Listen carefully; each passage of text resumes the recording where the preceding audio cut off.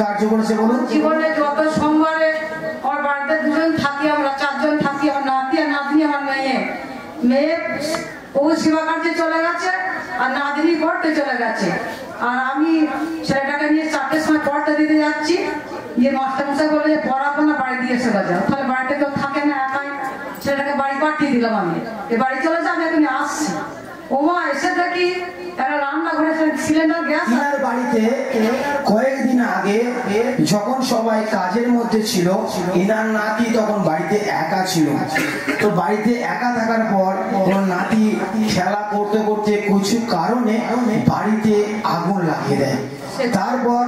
তারপর বাড়িতে আগুন যখন লেগে যায়, তারপরে কেমন পরিস্থিতি ছিল বলুন আপনি? তখন আমার নাতিটা আসে 5টার সময় আসে। সে আগুন ধরার পর ছেলেটা কি করেছে না, আগুনটা ধরে গেছে ঘরে, রান্না করতে। ওই ঘরে তখন বন্ধ করে খুলে দিয়ে চাদর চাপা দিয়ে অন্য ঘরে শুয়ে পড়েছে। এই 8 বছর বয়স, এই প্রার্থনা এসেছে আজকে। যেমন নাতনি 5টার সময় আসে, সেদিনকে 5টার সময় না আসে 4:30টায় চলে এসেছে। বাড়িতে গিয়ে আমি খুব ধুধু করে আগুন জ্বলে যাচ্ছে। আমার নানি তখন দেখে ভয় খেয়ে গেলাম, ব্যাগটাকে ছুঁড়ে ফেলে দিয়ে তখন বালতির জল ছিল, সে বালতির জল হুড় করে ঢালছে সব ঢেলে। সিলিন্ডার গ্যাসটা একটু করে যদি ধরেনি তো, ওইখানে 1 লাখ 4খানা ঘর ছিল। ওই 4খানা ঘর ধরে ধুধুর সাথে যেত। তো আমাদের দেওয়ার যে ব্যাপার আছে সব, আর একটা আগুন উঠে চলে গেলে, কিন্তু আর একটা ধরেনি, ছেলেটাও কিছু হয়নি আর সিলিন্ডার গ্যাসটাও কিছু হয়নি, যা পুড়েছে। ওই বাড়িতে আগুন লেগে যাওয়ার পর বাচ্চাটার কোনো ক্ষতি হয়নি, কিছু ক্ষতি হয়নি। ঈশ্বরকে জানে বলে ওর বাড়িতেও সেরকম কিছু ক্ষতি হয়নি এবং বাচ্চাটারও সেরকম কিছু ক্ষতি হয়নি, শুধুমাত্র ঈশ্বরকে জানে বলে। ঈশ্বর নামে জোতার মহিমা করবো আমরা। জয় শিব, বলা করে জয় শিব, হালেলুয়া। আচ্ছা, আপনার নাম বলুন? কোথায় বাড়ি আপনার? বলুন, ঈশ্বর আপনার জীবনে কি কার্য করেছে বলুন? বলতে আমি বাজারে বসে ইনি কয়েকদিন আগে বাজারে কোনো কাজের জন্য গিয়েছিল। তখন সে রাস্তা দিয়ে যখন পার হচ্ছিল, হঠাৎ একটা বাইক এসে তাকে অ্যাক্সিডেন্ট করে দেয়। তারপর আপনার কিরকম পরিস্থিতি ছিল বলুন? বাজারের লোক আমাকে ইয়েতে নার্সিংয়ে ভর্তি করলো। ভর্তি করার পরে আমার বাড়িতে খবর দিলাম। খবর দেওয়ার পরে ওরা বলছে কি, বাজারের লোক বলছে তোমাকে ঈশ্বর বাঁচিয়েছে। আপনার যখন অ্যাক্সিডেন্ট হয় তখন আপনার কিন্তু খারাপ পরিস্থিতি ছিল, মানে খুবই খারাপ অবস্থা আপনার ছিল। দিয়ে বাজারের লোক ভর্তি করে আমার বাড়িতে খবর দিয়েছে। খবর দেওয়ার পরে বাড়ির লোক এসে আমাকে ডাক্তারি করলো। আপনি ঈশ্বরকে জানেন বলে আপনার ঈশ্বর আপনাকে বাঁচিয়ে দিয়েছে, আপনার সেরকম ক্ষতি হয়নি। না, খুব ক্ষতি হয় না, এই মাথাটা একটু ঈশ্বর আপনাকে বাঁচিয়ে দিয়েছে, তাই তো? ঈশ্বর নামে জোরদার মহিমা করবো।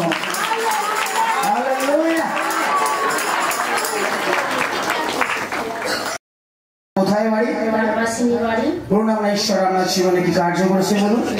আমি সকালে, আমাদের সবজি চাষ আছে, আমি সকালে সংসারের কাজ করে সবজি তুলতে চলে গেছি। এসে দেখছি আমার স্বামী বিছানায় পড়ে তার জিভ ভিতরে ঢুকে গেছে, চোখে জাল পড়ে গেছে। ইনার স্বামীর শরীর খারাপ হয়, আর ইনি যখন একদিন জমিতে কাজের জন্য যায়, আর সেই জমি থেকে বাড়ি ফিরে দেখে যে স্বামীর খুবই অবস্থা খারাপ। স্বামীর জিভটা ভেতরে চলে গেছে, কোনো কথা বলতে পারছিল না এবং কাউকে চিনতে পর্যন্ত পারছিল না।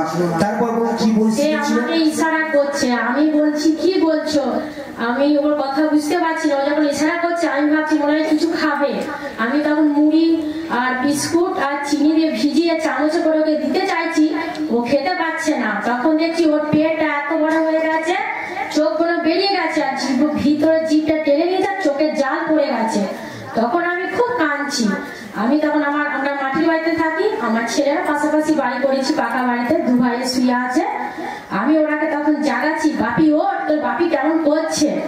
তখন আমার শাশুড়িও খুব কাঁদছে, আমিও খুব কাঁদছি। আমার ছেলেরাকে জাগাবার সঙ্গে সঙ্গে 2টো ছেলে লাফিয়ে গিয়ে বলছে, বাপি তোমার কি হয়েছে, বাপি তোমার কি হয়েছে। বাপি তো কিছু বলতেই পারছে না, ওরা খুব কাঁদছে। আমাদের আরো আত্মীয় স্বজন আছে, আমি কাউকে ডাকার সময়ও পাচ্ছি না। আমার ছেলেদের কান্না দেখে, আমার শাশুড়ি কান্না দেখে আমি নিজেই কাঁদছি। তখন আমি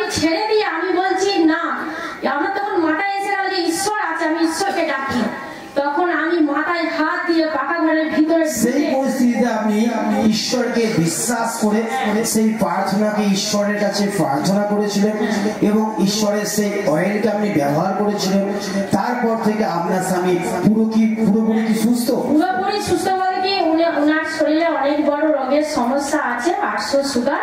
এখন কি ভালো আছে? হ্যাঁ, এখন ভালো আছে। আর সেই দিনের পরিস্থিতিতে উনি অনেক ভালো আছেন। আমার বাড়ির আরো পাশের লোকরা এসে যখন দেখছে ওনার খুব অবস্থা খারাপ, আমার দেওর সিঙ্গুরে কাটিং এর কাজ করে রেডিমেডের, সেখানে তাকে ফোন করলো, সেও খুব কান্নাকাটি করছে, বলছে আমি যাচ্ছি।